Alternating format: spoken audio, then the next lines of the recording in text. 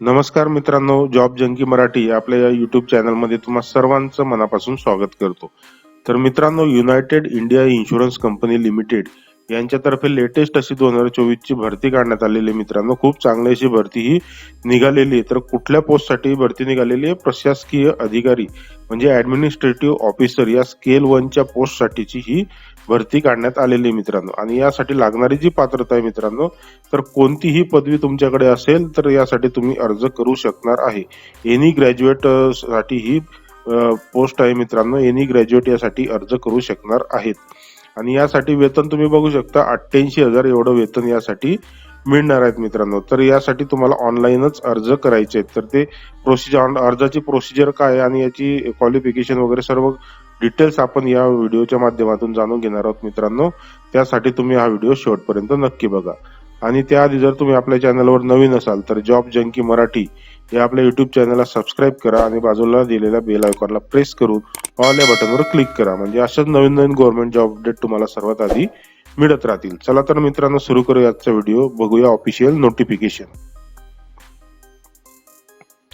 इथं बघू शकता मित्रांनो, तुम्ही ऑफिशियल नोटिफिकेशन वर आलेलो आपण. United India insurance company limited, जी की एक इन्शुरन्स कंपनी आहे मित्रांनो. इथं तुम्ही बघू शकता recruitment of 250 administrative officer journalist. तर 250 वॅकन्सी इथं आहेत मित्रांनो. कुठल्या पोस्टसाठी? तर ऍडमिनिस्ट्रेटिव्ह ऑफिसर या पदासाठी. इथं बघू शकता तुम्ही, United India insurance company is a leading public sector general insurance company wholly owned by government of India, म्हणजे सेंट्रल गव्हर्नमेंटचा हा जॉब आहे मित्रांनो. 17,644 करोड यांचं ग्रॉस प्रीमियम, म्हणजे खूप चांगली अशी ही कंपनी आहे मित्रांनो. सेंट्रल गव्हर्नमेंटचा हा जॉब आहे. आणि ही जी पद आहे ऍडमिनिस्ट्रेटिव्ह ऑफिसर, हे स्केल 1 मध्ये येतं मित्रांनो. ही पोस्ट स्केल 1 ची पोस्ट आहे. तर टोटल वॅकन्सीज तुम्ही बघू शकता 250 आहेत मित्रांनो.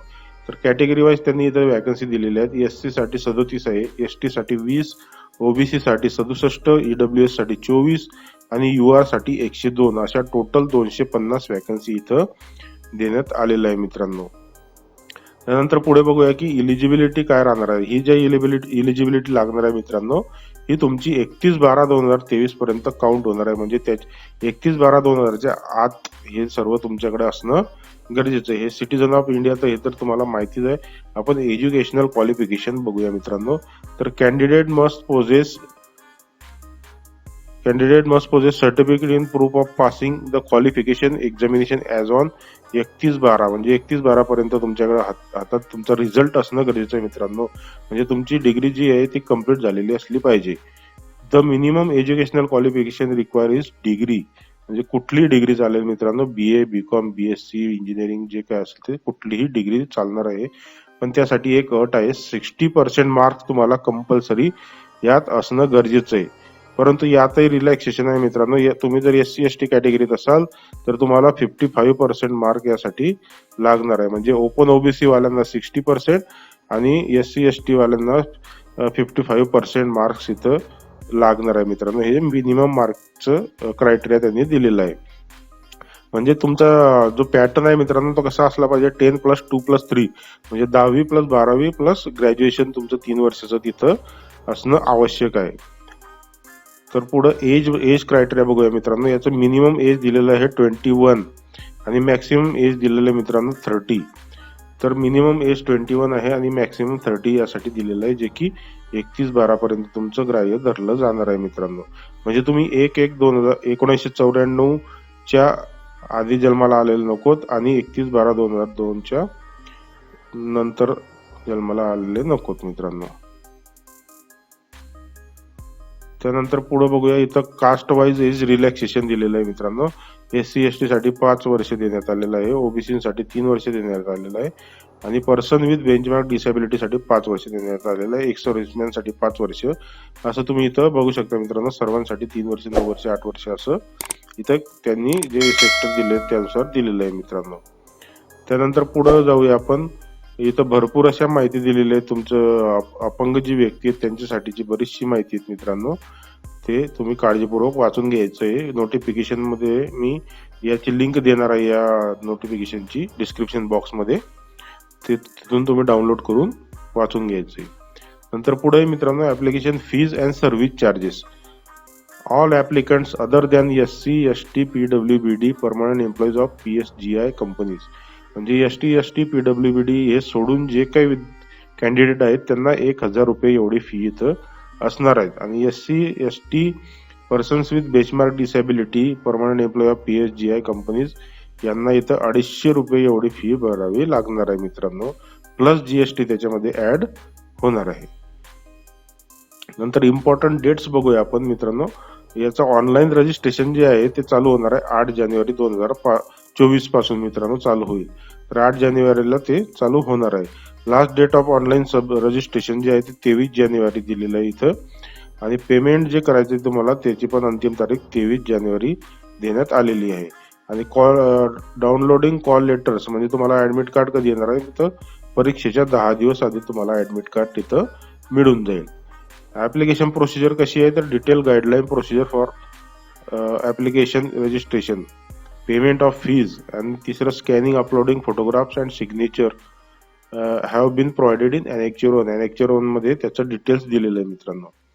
नंतर सिलेक्शन प्रोसिजर कशी राहील तर तुमची सिलेक्शन प्रोसिजर ऑनलाईन एक्झामिनेशन मध्ये जसे मार्क्स पडतील त्या मार्क्सच्या बेसिसवर तुम्हाला तिथं इंटरव्ह्यूला बोलवण्यात येणार आहे मित्रांनो. म्हणजे तुमची पहिली ऑनलाईन एक्झाम होईल त्यानंतर तुमचं इंटरव्ह्यूला तिथं तुम्हाला बोलवण्यात येईल. तर या ऑनलाईन एक्झामिनेशनचा पॅटर्न बघूया आपण. यामध्ये रिझनिंग आहे, इंग्लिश आहे, क्वांटिटेटिव्ह ॲप्टिट्यूड आहे, त्यानंतर जनरल अवेअरनेस आहे आणि कॉम्प्युटर लिटरसी आहे. रिझनिंग साठी 50 मार्क, इंग्लिश साठी 40 मार्क, क्वांटिटेटिव्ह ॲप्टिट्यूड साठी 50 मार्क, जनरल अवेअरनेस साठी 40 आणि कॉम्प्युटर लिटरसी साठी 20. म्हणजे जेवढे प्रश्न तेवढे मार्कांचा हा पेपर आहे मित्रांनो. 50 ला 50, 40 ला 40. तर टोटल 200 मार्काचा ही एक्झाम असणार आहे आणि यासाठी तुम्हाला वेळ मिळणार आहे 2 तास इतका वेळ तिथं मिळणार आहे. परंतु एक महत्वाची गोष्ट इथं लक्षात ठेवायची मित्रांनो, तुम्हाला इथं पेनल्टी फॉर रॉंग अँसर्स म्हणजे निगेटिव्ह मार्किंग त्यांनी इथं देण्यात आलेली आहे. त्यामुळे काळजीपूर्वक उत्तर जे आपल्याला माहिती तेवढेच उत्तर द्यायचंय मित्रांनो, कारण इथं निगेटिव्ह मार्किंग दिलेलं आहे. आणि हा जो पेपर राहील हा इंग्लिश आणि हिंदी दोघं लँग्वेज मध्ये तुम्हाला तिथं राहील मित्रांनो. दोघं लँग्वेज मध्ये तुम्हाला पेपर राहील. कुठलेही तुम्हाला जी कम्फर्टेबल लँग्वेज राहील त्यात तुम्ही सॉल्व्ह करू शकतात. नंतर एक्झामिनेशन सेंटर त्यांनी ॲनेक्चर 2 म्हटलंय. ॲनेक्चर 2 मध्ये त्याचे डिटेल्स दिलेले आहे ते आपण बघणारच आहोत. ऑल इंडिया वॅकन्सी असल्यामुळे पूर्ण इंडिया त्याचे एक्झामिनेशन सेंटर राहणार आहेत. नंतर कॉल लेटर डाउनलोड करण्यासाठी तुम्हाला या वेबसाईटवर जायचं आहे मित्रांनो. uic.co.in या वेबसाईटवर तुम्हाला या भरतीची सर्व डिटेल्स माहिती तिथं मिळणार आहे. नंतर रिटर्न एक्झामिनेशनच्या मार्क्सच्या बेसिसवर तुम्हाला तिथं इंटरव्ह्यू साठी बोलवण्यात येईल मित्रांनो. म्हणजे रिटर्न प्लस इंटरव्ह्यू अशी याची सिलेक्शन प्रोसिजर आहे. नंतर पुढे बघूया मित्रांनो प्रोबेशन. यासाठी तुम्हाला प्रोबेशन पिरियड राहणार आहे मित्रांनो. 1 वर्षाचा हा प्रोबेशन पिरियड इथं राहील. त्यानंतर तुम्हाला माहिती आहे की गॅरंटी बॉन्ड पण इथं द्यायचा आहे मित्रांनो. मिनिमम 5 वर्षाचा गॅरंटी बॉन्ड इथं तुम्हाला करून द्यावं लागणार आहे. म्हणजे जॉब सिक्युरिटी तुम्हाला तिथं द्यावी लागेल. आणि यासाठीचं पेमेंट तुम्ही बघू शकता 88,000 एवढी सॅलरी यासाठी या पोस्ट साठी मिळणार आहे मित्रांनो. तर आता आपण एक्झामिनेशन सेंटर बघूयात मित्रांनो. खाली दिलेलं आहे नोटिफिकेशन मध्ये. त्याआधी बघूया हाऊ टू अप्लाय. अप्लाय कसं करायचंय तर पहिले ऍप्लिकेशन रजिस्ट्रेशन करायचंय, पेमेंट ऑफ फीस करायचंय, त्यानंतर डॉक्युमेंट स्कॅन आणि अपलोड करायचंय मित्रांनो. ऑनलाईन पद्धतीने हे सर्व करायचंय. पेमेंट सुद्धा तुम्हाला ऑनलाईनच करता येणार आहे. त्यानंतर खाली दिलेलं आहे एक्झामिनेशन सेंटर्स. तर आता इथं तुम्ही बघू शकता, थोडं झूम आउट करतो मी. इथं बघू शकता मित्रांनो तुम्ही एक्झाम सेंटर दिलेले स्टेट वाईज. तर अंदमान निकोबार, आंध्र प्रदेश, अरुणाचल प्रदेश, आसाम, बिहार सर्व राज्यांचे इथं दिलेले. आपण महाराष्ट्राचे बघूया.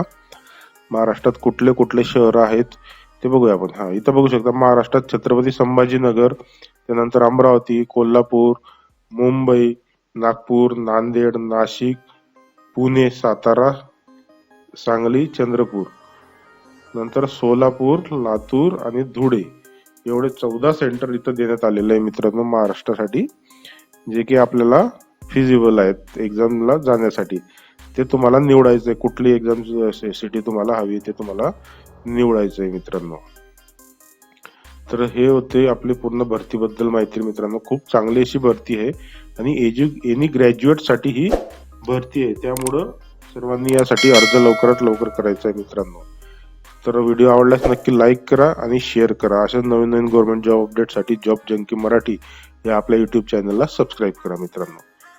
तर परत भेटूया अशाच एका नवीन गव्हर्नमेंट जॉब अपडेटसह. तोपर्यंत जय हिंद, जय महाराष्ट्र.